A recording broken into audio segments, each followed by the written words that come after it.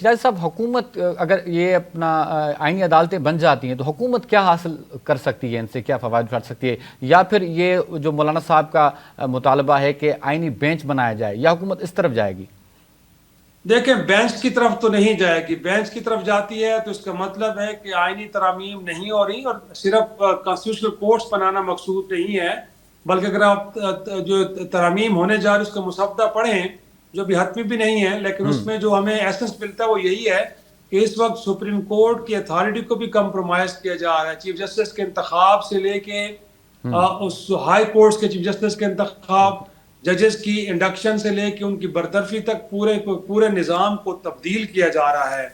تو ایسے میں اگر حکومت کانسٹیٹیوشنل بینچ کی طرف جاتی ہے تو اس صورت میں تو سینئر ترین جو جج ہے اس وقت سپریم کورٹ میں تو منصور علی شاہ صاحب ہیں. پہلے مرحلے میں تو ان کو نوٹیفیکیشن جاری کرنا پڑے گا بطور چیف جسٹس، صحیح. اور اس کے بعد اگر یہ بینچ بن بھی جاتی ہے تو میں نہیں سمجھتا کہ حکومت وقت پھر 8 فروری 2024 کو انتخابات کا جو آڈٹ ہے، جو ان کو سب سے بڑا خطرہ ہے، اور اس وقت ٹریبونل کی تشکیل ہو رہی ہے کہ جس کا اختیار الیکشن کمیشن کو دیا گیا ہے، میں سمجھتا ہوں یہ ساری چیزیں ریورس ہوں گی اور حکومت ایک مشکل صورتحال کا شکار ہو جائے گی. کیونکہ تحریک انصاف کی جو پٹیشن ہے الیکشن سے متعلق، وہ پچھلے 6-8 ماہ سے پینڈنگ پڑی ہے. منصور علی شاہ صاحب اس کو بھی لگائیں گے، اور اگر عام انتخابات کا آڈٹ ہوتا ہے تو پھر فارم 47 45 کی جو کہانی ہے وہ بھی کھل کے سامنے آئے گی. تو قومی اسمبلی کے اندر نمبر گیمز اکثر بدل کے رہ جائیں گے، اور حکومت کو سب سے بڑا خطرہ ہے اسی بات کا. لہٰذا یہ ترامیم جو لائی جا رہے ہیں صرف کانسٹیٹیوشنل کورٹس بنانے کے لیے نہیں. بالکل درست بات ہے کہ ٹوٹل کو 146 کیسز ہیں جو آئینی نوعیت کے ہیں. 146 کیسز کے لیے اتنی بڑی عدالت بنائی جا رہی ہے جس کو ملک کی سپریم عدالت بنایا جا رہا ہے، اور جہاں پہ 57-58 ہزار کیسز پڑے ہیں وہاں پہ ججز کی تعداد کو مکمل نہیں کیا جا رہا. تو اس سے اندازہ ہو رہا ہے کہ ان آئینی ترامیم کا بنیادی مقصد سپیڈی جسٹس نہیں ہے، بلکہ حکومت اپنی پوزیشن کو بھی سیکیور کرنا چاہ رہی ہے اور عدلیہ کی اتھارٹی کو کمپرومائز کرنے کے لیے سب کچھ کیا جا رہا ہے. شہزاد صاحب، حکومت کی جانب سے یہ تاثر دیا گیا کہ اگر کانسٹیٹیوشنل کورٹ بن جاتی ہیں تو اس سے چیف جسٹس جو ہے منصور علی شاہ صاحب بنے، اس پہ کوئی اثر نہیں پڑے گا. تو آپ سمجھتے اگر آئینی ترامیم منظور ہو گئی تو پھر شاہ صاحب جو ہیں وہ چیف جسٹس نہیں بنے گے؟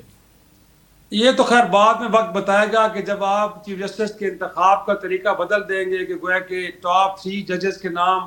بھیجے جائیں گے اور ان میں سے کسی ایک نام کو منتخب کیا جائے گا، تو پھر آپ کا خیال ہے کہ شہباز شریف صاحب یا آصف زرداری صاحب منصور علی شاہ صاحب کا نام پک کریں گے؟ میں نہیں سمجھتا. لیکن اس سے بڑھ کے کیا کہ جب آپ سپریم کورٹ کی اتھارٹی کو کمپرومائز کر دیں گے، وہ صرف ایک ہم کہہ سکتے ہیں کہ ایپلیٹ کورٹ کے طور پہ کردار ادا کرے گا. جتنے بھی آئینی اہمیت کے مقدمات ہیں وہ اگر اس کانسٹیٹیوشنل کورٹ میں منتقل ہو جائیں گے تو پھر اگر منصور علی شاہ صاحب چیف جسٹس بن بھی جائیں تو ان معاملات کو جو ٹیک اپ نہیں کر سکتے، نہ تو الیکشن کا آڈٹ کروا سکتے ہیں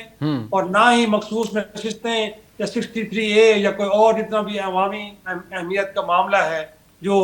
پارلیمان سے جڑا ہے، وہ کسی ایک معاملے کو بھی نہیں ٹیک اپ کر سکتے. تو اگر اس کے بعد وہ بن بھی گئے تو بڑے بے اثر قسم کے چیف جسٹس ہوں گے، ان کے ہاتھ بنے ہوں گے، ان کے ہاتھ میں کچھ بھی نہیں ہوگا. تو اگر وہ کہہ بھی رہے ہیں کہ اس کے بعد اگر وہ بن جائیں تو ان کو اعتراض نہیں ہوگا، تو ٹھیک کہہ رہے ہیں، کیونکہ سارے کے سارے اختیارات اس کے بعد کانسٹیٹیوشنل کورٹ کے پاس چلے جائیں گے اور سپریم کورٹ کی ایک حیثیت ایک ایپلیٹ کورٹ کی رہ جائے گی، اس سے زیادہ نہیں ہوگی.